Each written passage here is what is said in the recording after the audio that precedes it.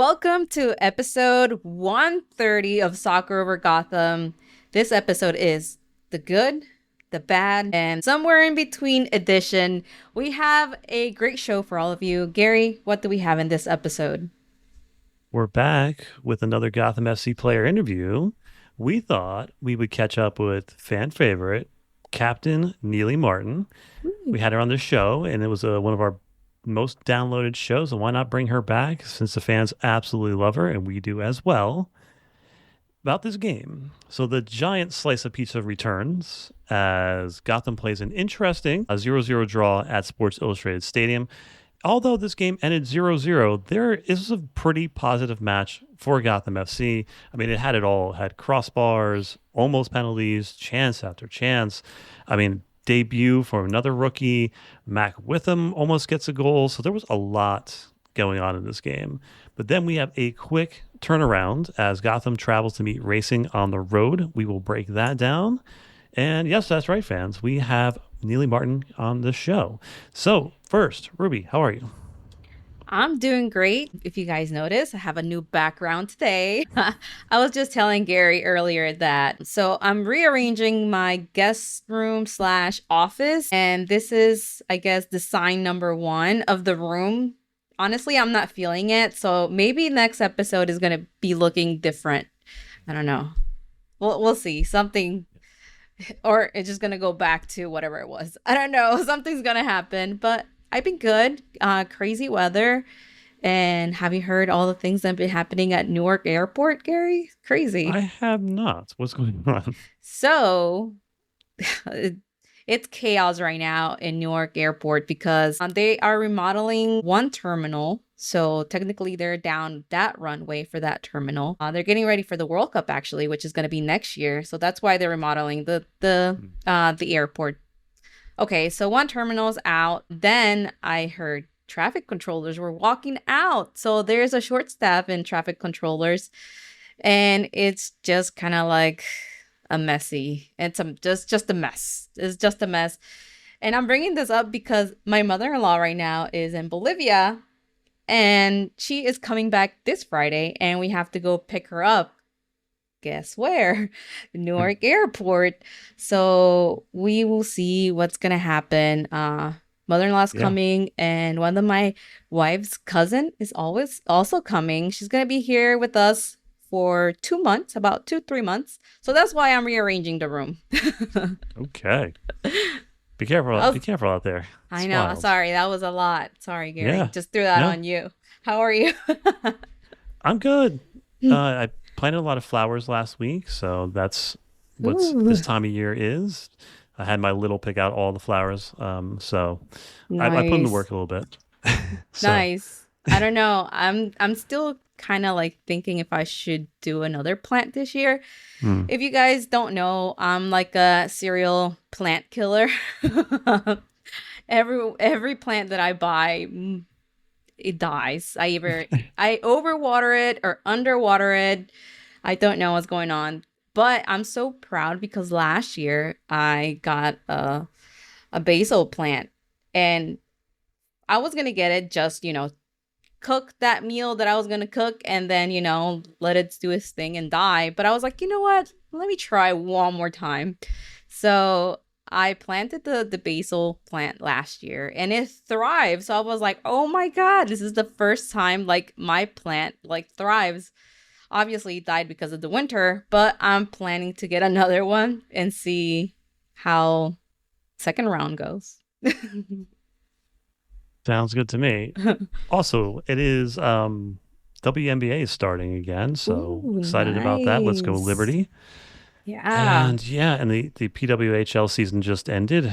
Boo on the Sirens being in last place, but can only go up from there, and we know that. Exactly. Yeah. So let's get to this game. It was a little bit rainy at times at Sports Illustrated Stadium. A very light crowd, but energetic. And talking about the good, the bad, and the in-between, Gabby and Carter were out with muscle injuries. So they're going to be back soon, hopefully, which that is the bad. Yeah. I mean, the good news is we had Ryan Campbell back, Mandy Freeman back. We had obviously Sophia Cook on the 18. Who else came back this game as well? Um, oh, we also have Emerson Elgin in the 18. And you all know who Emerson Elgin is, right? She Tell us, is Gary. the midfielder defender at a Duke, the national champion Duke. She is a short-term replacement player, but she's good. But don't know if she's going to end up being on the roster. There are defensive spots open, so maybe.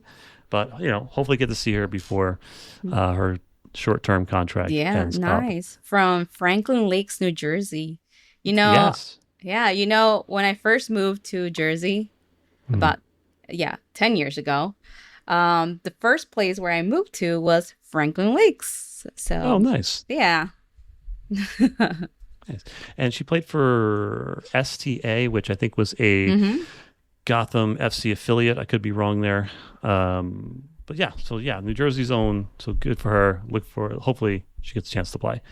On the bad side, we had Nealy Martin back at center back, which you Boo. never want that. But good, Bruninha again at right back. And I think Torres in the interim has been holding it down in central midfield. So he got that at least. And something in between. It was good to see Maitani out there. She played well, and she seemed to have a sense of what Gotham wanted to do, and she had a really good game against Gotham. And there was a really nice picture of Esther and her swapping jerseys at the end. It's really Yeah. nice, and Yeah, I love that picture. When I saw it, I was like, oh my God, I wish my Tanya was back. But yeah. But Ruby, as we talked about many times, the first 5 to 10 minutes are every half is like the most, I guess the spot you really have to watch out for because you're not sure exactly how the opponent's going to come out, and you might not be set tactically, especially with a team like Gotham when we had Nealy Martin at center back, Bruninha as a right back. So the first 5 to 10 minutes, there was a couple mistakes that almost led to Chicago turnovers and a goal. However, they didn't get any shots on target, so good on Gotham for that. And I think the good coming out of there was chances in this game. I think Shapansky's has the best chance. She found Sonnet at the back post who just nearly put it over. Oof. Yeah. Stevens put a couple shots on target, and sometimes you feel like Stevens is just like a magnet for the ball. It just seems to find her. It's so what did you think about the chances created from Gotham? It was so good, those chances created. And yeah, talking about Stevens, there were some moves there that I was like, oof. Yeah. Once she can control those better, she's gonna be unstoppable. I see those moves. She has quick feet. And like you said, she has a magnet on her foot towards the ball. It's just crazy. I love that about her. Honestly, that header that Sonnet had, I was looking at it when I saw the replay. I was like, that kind of looked like a defensive header to me. Her instincts were to put it over the top. Yeah, I was like, yeah, I can't blame her. But it was a great opportunity. And next, do best next time. I don't know, maybe get some tips from Esther, because we've been talking about Esther. She's so short, she's tiny, but she goes up there. She knows how to time the ball and get to that ball and position it right in the right spot of her head to make it go into the goal. Yeah. As far as Stevens is concerned, I still want her more centrally, but she's holding it down on the outside. And yeah, she's not like Midge Purce where she's going to just blow by you with slick moves, but she can just wrong foot you and then get balls across, and she does her job and she's awesome at it. So that is a positive thing, having Stevens on the outside. But the bad of the first half is just Esther only getting 6 touches. Very similar to Orlando's game plan, where they just put 2 boxes right there in the low block, and they just choked out the middle of the field. So Esther was just finding no service inside the box. So she has to either float out wide or drop all the way back. And 6 touches is just not enough from the league leading goal scorer. Just not enough. I know, not enough there. And I guess just props to Chicago for being able to keep Esther quiet, because most of the time she has the ball with her And as we know, she's been scoring so much this season. We were hoping for that hat trick, right? We certainly were. And Chicago doesn't get any shots on target in the first half, so good on Gotham there. The defense is very smothering. And I think Torres and Howell had both good defensive efforts in the first half. Howell gets fouled a lot. Yeah. She draws a lot of it, but she does also get fouled a lot. And I also want to talk about the one moment in the first half I thought was very consequential. I forget the forward's name from Chicago, but tries to put the ball past Lily, gets a touch on it, but then runs into Lily and falls down. A penalty is called. Now, when it comes to Lily, she has long legs, and she can get you from anywhere. So she can take the ball off your foot from a very far distance. She has good body control, and she can do that. However, in the box, it's better to let the player kind of go by you and body them, rather than try to extend your leg and make your body big. Because that, if she did not get a touch in that is a penalty. Right, so it's better to stay more compact. She barely tapped that ball. She barely tapped it. Yeah. So technically wise, you want to be more compact. You don't want to extend your body much, because especially in the box, that can lead to penalties. In the open field, perfectly fine. But yeah, that can get you in trouble. But they did not call the penalty because she did get a touch on the ball. Just your thoughts on that? Yeah, that was crazy. I kept looking at the replay, and my wife was like, "That's a penalty." I was like, "It's not a penalty. Like, she touched the ball. Like, it was like a little touch, but still, like, it changed the trajectory of the ball. If you could, looking at it, you could clearly see that she slowed down the ball a little bit because it touched her." From my viewpoint in 106, I could see directly at it, and it looked exactly like she just ran into Lily. But softer penalties have been called, so we got a little bit lucky. Even though I thought it was a poor penalty, if it was to be called that. But the good news is, halftime we get 45 minutes of Midge Purce. She's inching closer to 90 minutes. Had an excellent performance as well. Just thoughts on Midge Purce on this night? That should be very good, not just good. That was very good. I wasn't expecting her to come in that early into the second half. So that's good news for Gotham, because that means, she's going to come back and she's getting closer to those 90 minutes with Gotham. And they really need her right now, especially with Gabby out. We need Midge Purce to come in and just do her magic with Esther. Yeah, no doubt. Berger made the one save she had to, and it was a monster of a save. Yeah. That was incredible. I was like, that was literally going to go in. And I was like, that's it. No, that was such an incredible save by Berger. And it shows time over time why we have her here. Yeah. It seemed that the game was destined for 0-0.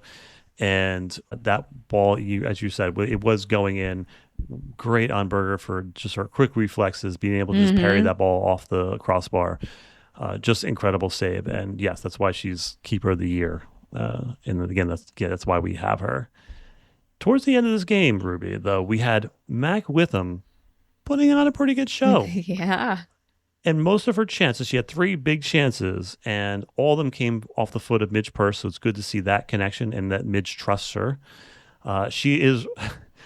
She wants to be on the ball, so you can see Mac making runs, putting her hand up as if she's like she's in between 2 players, but she thinks she's open. And she muscled 2 players for a header on a very long looping ball. Excellent there. And at the end, a lesser keeper than Alyssa Nair, who was the highest rated player of the game, that's going in. My God. And yeah, a lesser keeper would have cheated closer to the far post, closer to the near post. Yeah, she did very good. She did very, very well in this game. But like you said, how are you gonna go through Alyssa Nair? It's just crazy. So I just think she just needed a little more power in those shots. Probably she had a better chance. Yeah. Excellent cross from Midge Purce. She was excellent on the night, floating back and forth from the left and the right side, beating players and getting balls across. Good showing from Midge Purce, and she's finding her form. And when she's 90-minute fit, this is going to be really good for this team. And that is, I mean, essentially it for this game. I think there's an honorable mention somewhere in between is Sophia Cook debut. She looked pretty good. She had some ideas going forward. She's very Mm-hmm. smooth on the ball. I'd like to see more of her. But I think Gotham now is the league leader in, uh, I think it's not starts, but like just appearances for rookies on the Mm-hmm. season. So that's a good thing for this team. Not used to that. Yeah. Yeah. Any player notes? So yeah, I just want to keep going with Mac with Mhm. She got my attention in this game. 2 shots Mhm. on target. It was great. Again, I just need more power in those shots. But I love the motivation. Like you said, she was putting her hand up and trying to get on the ball, have the ball. I love that confidence. So I have my eyes on her Yeah. and I see her potential. No doubt. I think Bernini had a pretty solid run out, and I think we can all tell that if you give Bernini space, she's going to make you look very silly. And she's going to play balls over the top and with spin and backspin on it. And she's an incredible player. She's better when she has a lot more time on the ball. Mm-hmm. But yeah, it was good to have her back as a right back as well. Now, I Yeah. said last week, Ruby, that this game was possibly setting us up for a letdown, which it Yeah. was. Obviously I said it was going to be either 10-0 or like a 1-0 victory. It Yeah. could have been 1-0, but it was ended up 0-0. But any other takeaways from this game? I mean, I guess we can't just win them all. Mhm. I guess we can't win them all. And yeah, we all expected that win after being on the road for so long. They're exhausted, they're tired, they're finally home. That shouldn't be an excuse. And it was very unfortunate that they didn't have Gabby to be able to play in this game due to injury. Hopefully, we get her back next week. Yeah, Gabby's been solid. She's been not getting on the scoreboard, but she's been creating Mm-hmm. chances. She fits in well with her teammates. I think the best is yet to come for her. And sometimes it takes a little while to get acclimated to a new league, and I think she's getting there. And I think she's going to be excellent by the end of the season. And yeah, Chicago parked the bus for a lot of this game. They sat back and they tried to get forward, and Gotham parried them away. So Sonnet had an excellent game in this one, Mm-hmm. which we'll get to. But any stats of the game? Yeah, so Gotham did really well in the shot department. So Mm-hmm. they had 14 total shots. 5 of them were off target. Then the another 5 were on target. 4 block shots. 1 hit the woodwork. So it was really good. They had a Yeah. good game. A lesser keeper, Gotham wins this game 2-3-0. But my stat is Gotham has now 4 clean sheets on the season, tied for most of any NWSL team this season with the Kansas City Current. Even if we're not scoring goals, we're shutting teams down, and we're the Yeah. hardest teams to break down. Hero of the match, this one I thought was pretty straightforward. It was Emily Sonnet at 74%. Ruby, your thoughts on hero of the match? Yeah, I agree. She's been really solid for the team. Plus, she had a little bit there, like she shot her shot. She didn't get a goal, but still, she's still trying. I love Sonnet. Yeah.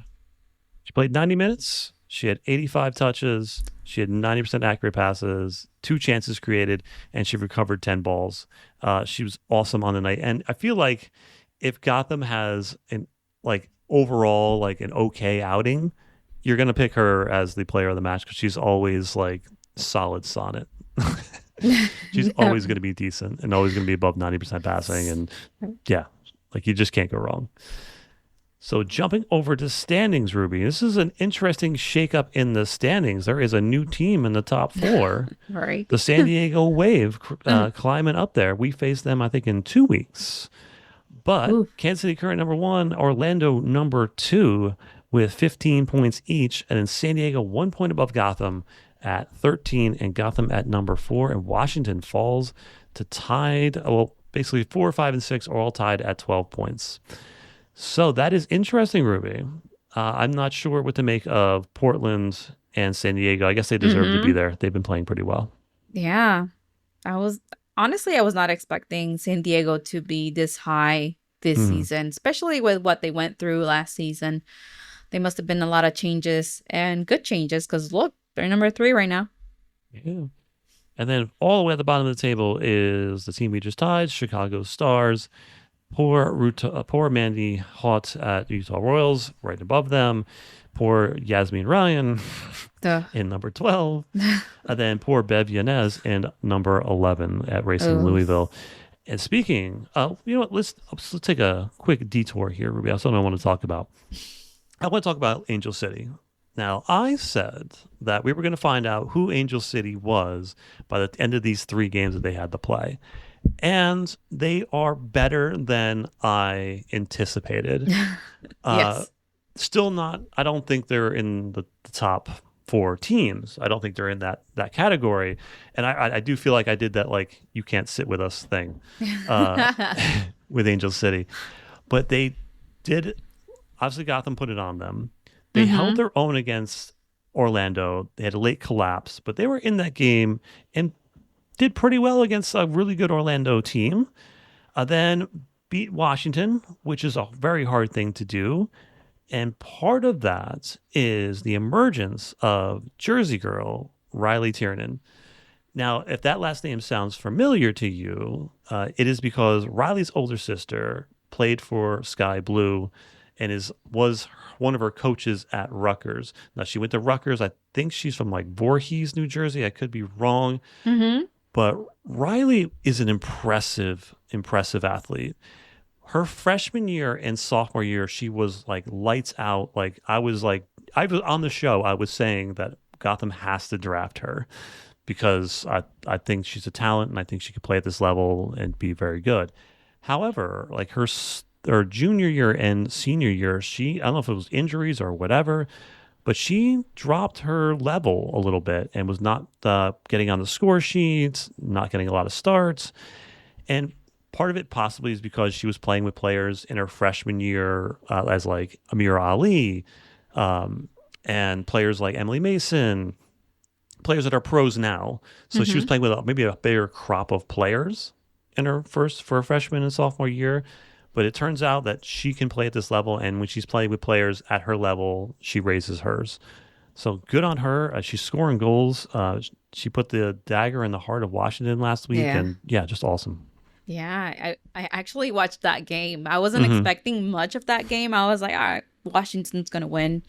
And then Angel City scored first, and then they scored again. And I was like, okay, like Angel City, they're coming for Washington. And then Washington scored, and then they tied, and then Washington scored. Then Angel City scored, and they scored again to win. It was such a crazy game. Like, even my wife was like so excited about she doesn't really like soccer, but she was so excited about the game. She was like, that was such a great game. She's kind of a Angel City fan now. Oh, right. Yeah, she's like, I really like them. They're so good. I was like, okay. But yeah, talking about Riley, oh my God, she's so good too. I was watching her and I was like, wait. I was like, so I started Googling her and I was like, yes, her sister played with Sky Blue. So it was really interesting. And in the stands, like her family went over to Washington because, of course, they're from Jersey, so they could drive up there to watch her play. I thought that was cute.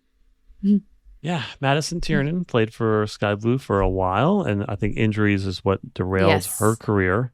Yep. Yeah, that would be interesting to talk to both of them because their experiences are they're not too far off in age, but their experiences are completely different now.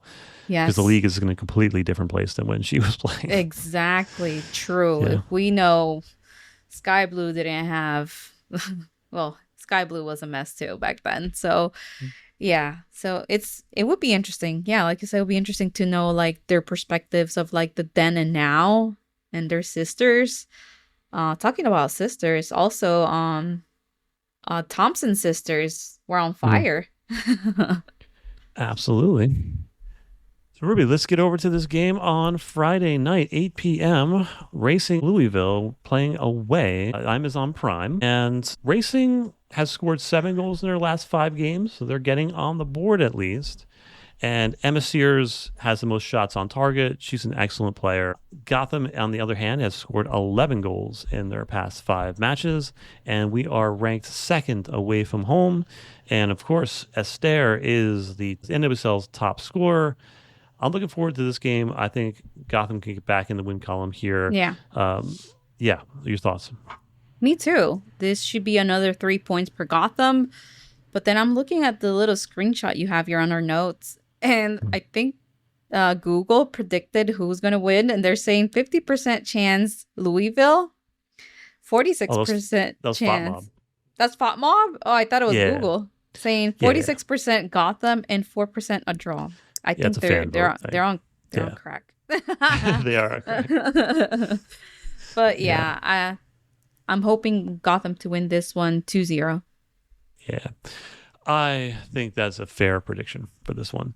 I have a lot of love for Racing Louisville's fans. Everybody I've talked to is just loves this sport and wants racing to do so well, and their management team has not done well by this club and their fans. So a lot of respect for Racing Louisville fans. That's why I always rib on them because, like, right, I want more for them. Yeah. I want better, especially for Bevia now. She's an excellent coach and excellent person. So, True. but hope this weekend Gotham puts it on them. Sorry. Yeah. So what we manifesting this weekend? A win, of course. And hopefully, you know what? I'm going to put all my energy again towards this hat trick because we need a hat trick from Esther.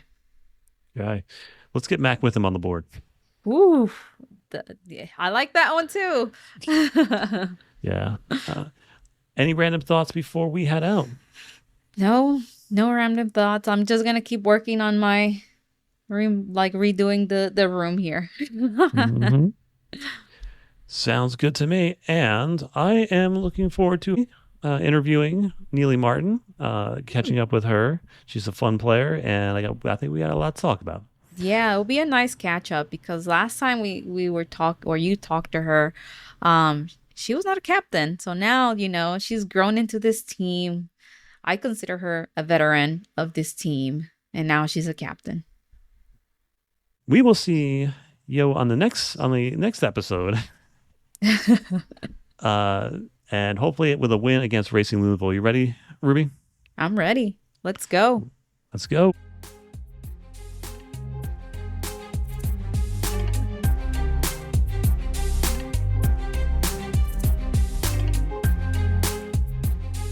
All right, fans, I am so excited to bring back one of our favorite guests on the podcast.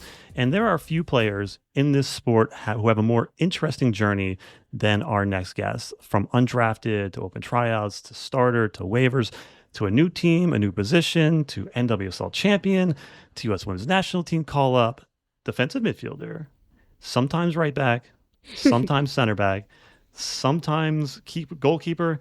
And I guess there's so much more to go. Welcome back to the show, Nealy Martin. Thank you. It's nice to be here. Yeah.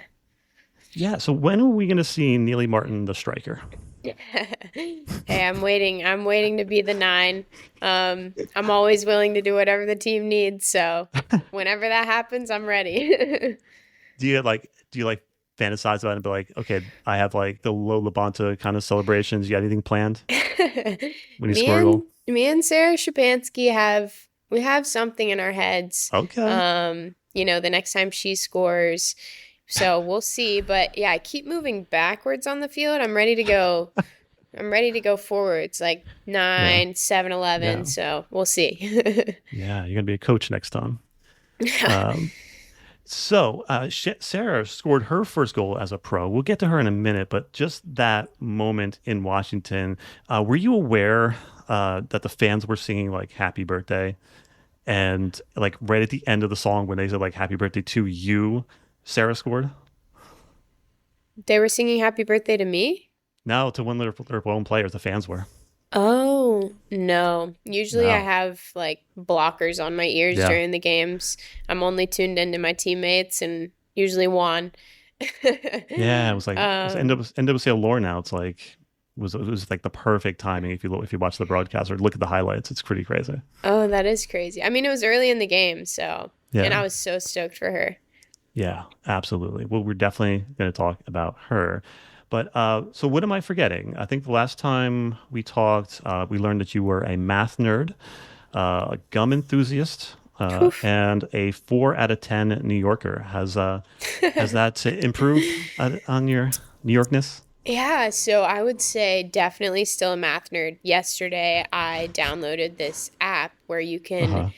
you're forced to solve math equations to your Okay. alarm. So your alarm goes off, and before it stops, you have to solve like three equations. I literally downloaded that yesterday. So yeah, still a math nerd. Gum enthusiast, absolutely. My addiction reached an all-time high. So now when I chew gum, sometimes my stomach hurts because I've chewed too much. So I'm kind of coming off the high, I think. And then what was the last? Oh, the 4 out Oh, of 10 New Yorker. yeah. I think I'm definitely climbing the scale. I would say like 6 out of 10. Been in the city a Yeah. decent amount this year. Been to Mhm. 2 Broadway shows, which I was know. on my things to cross off.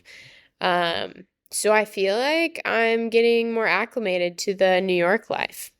Yeah. Is there a particular like type of gum or like a brand that's Oh, for sure. Definitely not Orbit or Trident. I okay. will heavily judge you if you choose to buy Okay. Orbit. Sorry, Orbit. Definitely the peppermint 5 gum is my favorite, Okay. or Polar Ice Extra. Chewed too much All right. spearmint, so can't go Yeah. there. Orbit, you're on notice. Okay. Sorry, So, Orbit. speaking of Broadway shows, have you seen any Broadway shows lately? Yeah, so I went it's a month or two ago. I went to one called Six. Uh-huh. Um Great. That was my first Broadway show. Great Cool. experience. Went with Mandy Freeman. We had a great time. Um, so impressed by those performers. And then I went to Chicago last week and saw Midge, make her Hmm. Broadway debut. And that was awesome to support her and also get to check off another Broadway show. Were you more like, I bet you were probably more nervous than she was. No, I wasn't. I was chilling. I was like, Midge knows how to perform. Like, Uh-huh. she's got this in the bag. Um, Yeah. I was just excited to see her, honestly, and support her. What a like a larger than life person that she is. Like, is there like anything that she can't do or she's not capable of? She's just incredible. I know I haven't seen it yet. She's constantly on the phone about business calls. I'm like, Uh-huh. Midge, we're going to training. Like, stop Yeah. talking about like the current economy. Yeah. She's podcasting. She's producing shows. She's whatever. She's got Harvard board of something. And hmm yeah, I can't keep up with her. She's incredible. Killing it on the field. Yeah, she's Yeah. she's a great one. And speaking of like stardom, I saw a fashion shoot with you. Wasn't it like at the NWSL fashion shoot? How was that for you? Like you took a couple pictures for a promo? um, yeah, so it was on Media Day in LA Okay. for the Uh-huh. NWSL. Um, Never really been big into fashion shoots. I mean, Mhm. never really had the opportunity, I guess, but it was really cool to experience. Yeah, it was definitely different for me outside of my comfort zone, but I had a great time. And it makes me laugh to see them on posters now. I'm like, you guys should laugh at this. This is funny. And obviously New York is known for their fashion. Like how has your fashion sense like evolved since you've been in the New Jersey, New York area? I mean, I can't really compete with Mandy Freeman, to be Of course. honest with you. Like, so I just kind of stay in my lane, like, Hmm. you know what you're good at. I'm good at the Hmm. essentials, I think. Like, let's keep it plain, just stay in Neely's lane and never overdress, never underdress. It's usually what I shoot for. Yeah. Us mere mortals can't compete with Mandy's fashion sense. It's incredible. She's insane. Insane. And all right, so a lot has been made about this. Well, the league made a lot about this. And then definitely the announcers during the game made a lot about this. It's about Washington and Gotham District versus the Empire, calling it the most heated rivalry in the history of sports. So we polled the fans, and the fans, like a little bit of the fans said that it's a true rivalry. Same amount said it's was pushed, forced a little bit. Most fans said it's a building rivalry. I know Kelly O'Hara said it is because she's been on both sides of it. And then McCall said that she didn't feel like it was when she was here. What is your thoughts? Is Washington and Gotham a true rival? I think it's building for sure. I Hmm. think location wise, it's Hmm. got to be our rival. But also, I think the semifinal last year kind of maybe made that start to become a rivalry. I wouldn't say it's like incredibly strong feelings about them being our rival. I think it will continue to build because, we are kind of competing for similar spots in the table and playing them in the semis. So respect that team a lot and always love to compete against them. Yeah, so it's like those type of games, like the semifinals, like that builds the rivalry, and like being able to go back into that building the way it ended. I know you're always like, put that game behind you, but it had to give you a little bit of motivation to really jump on them during that game in watching in the full crowd behind you. Yeah, I mean, it was the end of a 3-game week for us, so we knew we had to get up for it. And we were super excited to play in DC. It's always fun because they have a good atmosphere there. They have a nice field, a good stadium, a good setup. It was honestly great weather. So it was really cool to get the win there. And yeah. Little things matter, and Esther went off a little bit and give it to the crowd a little bit, so that helps build it as well. And I'll take a little quick detour to talk about Esther. She is something else this season. And what do you think it is about her? Like, how does she at like 5'2", 5'3" win every header? And like, two, what do you think the team is doing around her to really unlock her this season? Yeah, I think, our staff does a great job of highlighting, everyone's best attributes. And you can see that with Esther. She is 5'2", 5'3", like you said, but her movement is so intelligent that it doesn't matter. She's going to win the header because, her timing is always right. I think she's a top professional. She's played in top environments, like it's crazy her list of achievements as well. So for us to even be able to play alongside of her is amazing, and to learn from her is amazing. But yeah, she's doing really well for us this season, and I hope I can continue to support her in everything she's doing. And Gotham has, I mean, even in your like 3 years at Gotham, it's changed a lot. Like the first season, Gotham was pushing teams into the corner of the field, high pressing at all costs, going straight to goal. Then last year, it was a little bit more pragmatic, a little bit more with the ball. And then this year, the difference I feel is that Gotham is so comfortable with the ball, playing out of the back. Obviously, having Berger helps. But like, what do you say is the identity of this team? Because it's not quite the high pressing team we're used to, but it's more efficient. Yeah, I think we want to create a style where, you see our team play and you're like, yeah, that's Gotham. And I think we are building that year over year. And I think it takes time for Juan to put in the tactics that he wants to have. And yeah, I think this year we do have the ball a lot, which is awesome. That's what you want as a soccer player. But I do think we are still a high pressing team for sure. It might not seem as much because we have the ball more, but I think we do still have a very high press and we are still aggressive. We just do have the ball more. So, it might not seem like that, but we definitely still do have that in our DNA. And you guys outpossessed the courage for like the first time in like 60 games, which is a pretty crazy thing to do. And something else has changed at Gotham, which is your role. You're now a veteran, and on the veteran leadership, and you're wearing the captain's band. So how would you describe like your role now, and like how would you describe yourself as a leader? Yeah, I think I like to lead in my actions, how I train every single day, how I approach any situation on or off the field. I hope that people see my work ethic and, how I view situations and approach them, and my attitude going into things. I think stepping into the leadership role has forced me to become more of a vocal leader, and that's good because it's stretching me in that way. And I feel like I'm learning a lot, and, I'm going to make mistakes and fall, but I just hope that I can serve my team in the best way possible. And this team has also changed over these 3 years. I mean, the first year you had like one rookie. That was Jenna. It was a good rookie, Jenna Nice-Longer.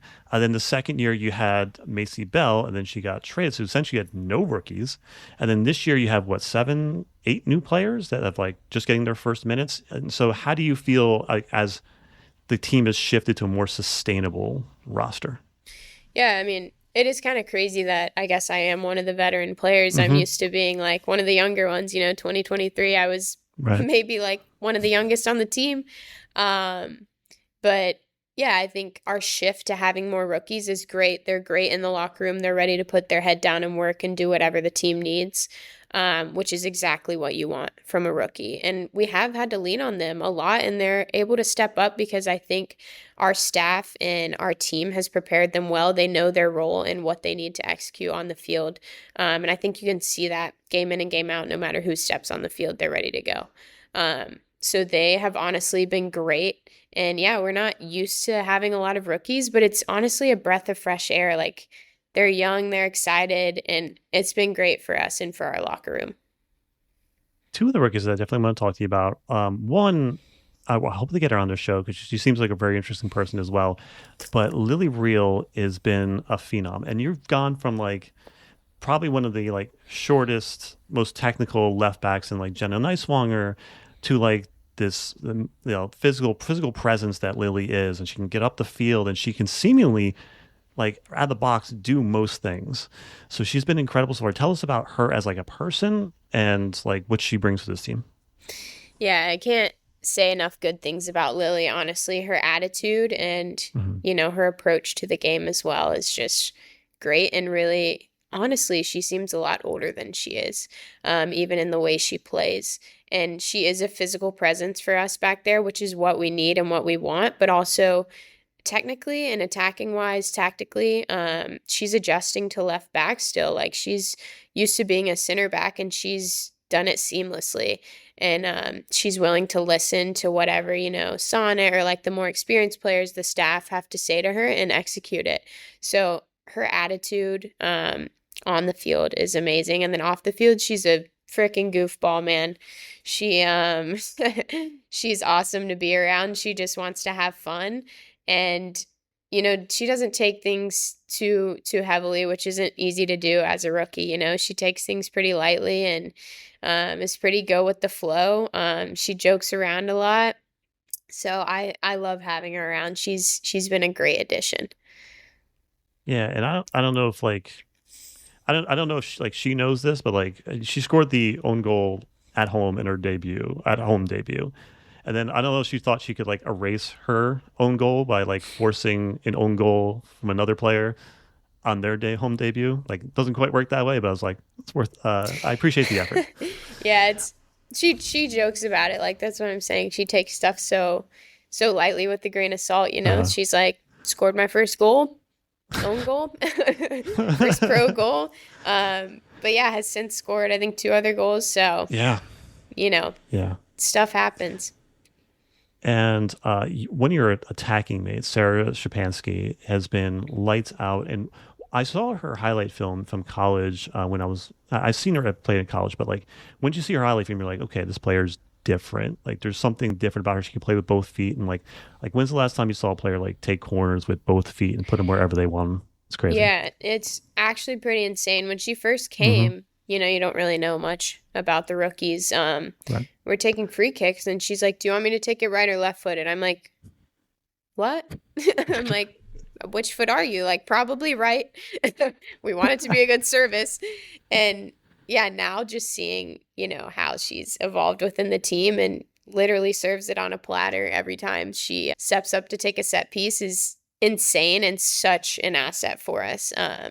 As well as that, she's just the most hardworking and grateful and humble person you'll meet. Like, anytime you give her high praise, she's like, well, I'm just grateful to be a part of this team. And I'm like, no, like, you are so talented. Like, one day she'll wake up and realize it, hopefully. But she's been so awesome to have here. Yeah, that's that Pittsburgh mentality. Just hardworking, not taking credit for much. Yeah. And then lastly, Mac Witham, obviously a young player. Obviously, it's a different the team has a lot of things to do, like to protect the player from not being able to integrate a lot of things. Like, she can't join you at lunches or things like that. How's it been? Like, how do you feel she's handled that transition? Because it's a really weird situation to be in. Yeah, honestly, she trained with us last year a little bit, played with us in the Summer Cup on a short-term contract, and I've seen her evolve so much, off the field and on the field, within the team. I think it's hard to relate as a 14-year-old to 30-year-olds. Right. Like, how do you do that? But it's been really cool to see her socially change, I think, and interact with us in a way where we can relate to her. I think a lot of credit to her and to, the team as well for embracing that and trying to help her feel as comfortable as possible. Yeah. And she nearly got her first goal in the last game. I think that would have been amazing. Almost. Yeah. A lesser goalie than Alyssa Nair would have let that go in. Yeah, well, probably.